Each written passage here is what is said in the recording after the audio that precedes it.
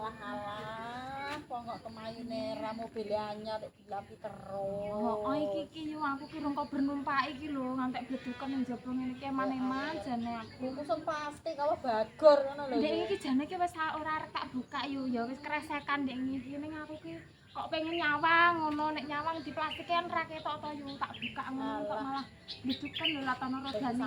Ya Allah. Lah iki ki ya ben ngerti ngono ki gajine kok FD Pro ki iki ngono lho, ya iki pencapaianku. Alah, kok kemayune kaya ngono. Lah nek men lho dong ngece-ngece kaya ngono kok apa ya ora ngerti ngono ya ben ngerti apa jenengane hasilnya ki kaya ngene ngono ben ketok. Lah wis aku nyilih entuk ora? Ya ora entuk. Ah, lah ya ngono kuwi ngompoke lho.